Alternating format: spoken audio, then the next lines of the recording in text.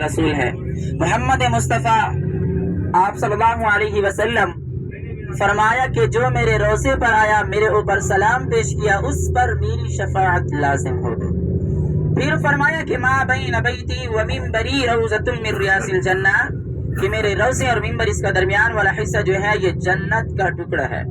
گویا کہ جس شخص نے ریاض الجنہ میں سجدہ ادا کیا اس نے جنت کے فرش پر سجدہ ادا کیا۔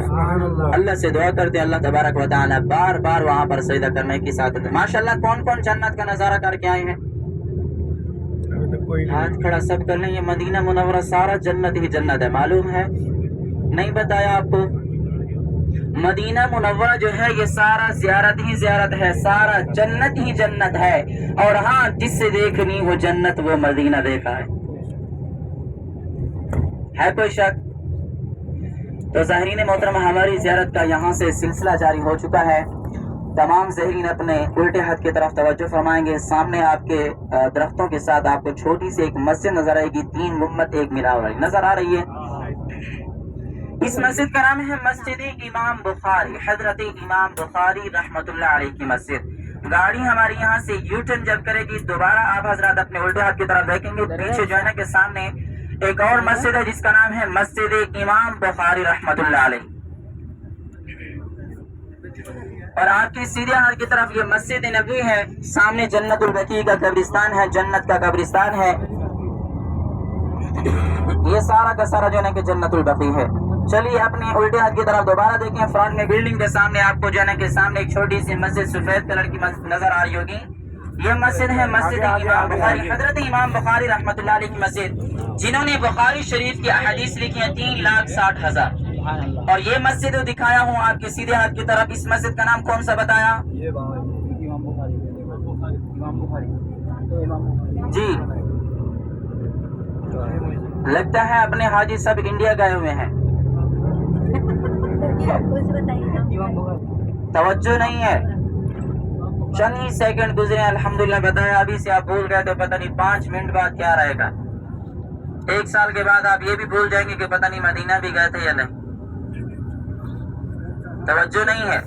دیکھیں میرے ساتھ جو رہتے ہیں الحمدللہ توجہ کے ساتھ رہنا، نہیں تو ڈرائیور بھائی اپنے وہ بھی پٹھان ہے، ہائے ہائے ہائے ہائے، تو گاڑی سے نیچے اتار دیں گے۔ پھر یہ نہیں کہنا کہ مولانا ہمیں گاڑی سے نیچے کیوں اتارا، تو میں یہ کہوں گا کہ آپ موبائل یوز کرو، آپ بس میں باتیں کرو کمرے میں جا کر۔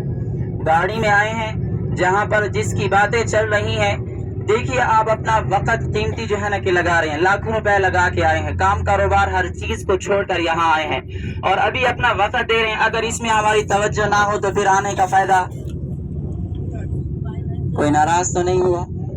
جو حضرات ناراض ہوئے ہیں بلند آواز سے کہہ دیں سبحان اللہ۔ آپ ناراض ہوئے ہیں تو پھر سبحان اللہ، اور جو راضی ہیں وہ بلند آواز سے کہہ دیں سبحان اللہ۔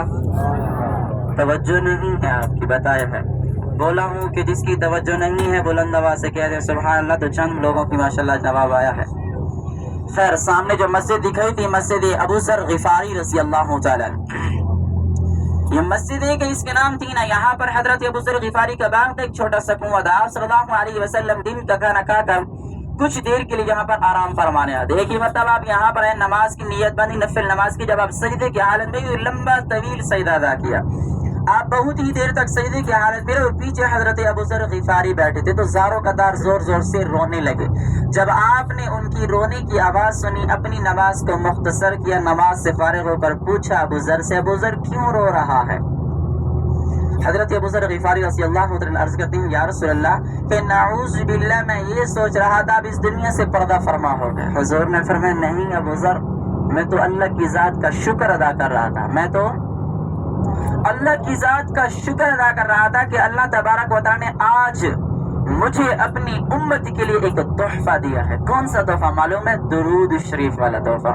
یہ درود شریف والا عمل آپ صلی اللہ علیہ وسلم کو یہی ملا تھا جو میں نے آپ کو مسجد دکھائی، مسجد ابو ذر غفاری رضی اللہ عنہ۔ تو اس لیے اس مسجد کو مسجد ابو ذر غفاری کہا جاتا ہے۔ یہاں پر ان کا ایک باغ تھا، ایک چھوٹا سا کنواں تھا، اور مسجد سجدہ بھی کہا جاتا ہے۔ مسجد سجدہ اس لیے کہا جاتا ہے کہ آپ نے یہاں پر ایک لمبا طویل سجدہ ادا کیا، اور مسجد شکر بھی کہا جاتا ہے کہ آپ نے یہاں پر اللہ کی ذات کا شکر ادا کیا۔ اور فرماتے ہیں کہ جو انسان ایک مرتبہ حضور کی شان میں محبت کے ساتھ درود شریف پڑھے گا اس کے اعمال نامے میں 10 نیکیاں لکھی جائیں گی، 10 گنا معاف ہوں گے اور 10 درجات بھی بلند ہوں گے۔ چلیے ایک مرتبہ بلند آواز سے حضور کی شان میں محبت کے ساتھ درود شریف پڑھ لیں، بلند آواز سے۔ اللهم صل على سيدنا ومولانا محمد معدن الجود والكرم وآله وبارك وسلم صلوا صلاة وسلام عليك يا رسول الله۔ اور معلوم ہے یہ درود شریف والا ایک ایسا عمل ہے جو کہ 100% قبول ہونے والا عمل۔ نماز پڑھتے ہیں، معلوم نہیں کہ نماز قبول ہوئی ہے یا نہیں، عمرہ کیا ہے، معلوم نہیں کہ عمرہ قبول ہوا یا نہیں، ایک مرتبہ درود شریف پڑھیں گے تو اعمال نامے میں 10 نیکیاں لکھی جائیں گی، 10 گنا معاف ہوں گے اور 10 درجات بھی بلند ہوں گے۔ تو جب بھی آپ کو موقع ملے ہر وقت آپ کثرت کے ساتھ درود شریف پڑھتے رہیں۔ تو ظاہرین محترم، الحمدللہ آج کی جو ہماری پہلی زیارت ہے، جو پہلی منزل ہے جہاں پر انشاءاللہ ہم نے رکنا ہے، وہ ہے غزوہ احد کا دامن۔ غزوہ احد، سب سے پہلے آپ حضرات اپنے سیدھے ہاتھ کی طرف بالکل فرنٹ میں دیکھیں گے، آپ کو پہاڑ نظر آ رہا ہوگا، جبل نظر آ رہا ہے جی آ رہا ہے۔ جب اس کے اوپر نظر ٹکے تو آپ بلند آواز سے سبحان اللہ بھی کہہ دینا۔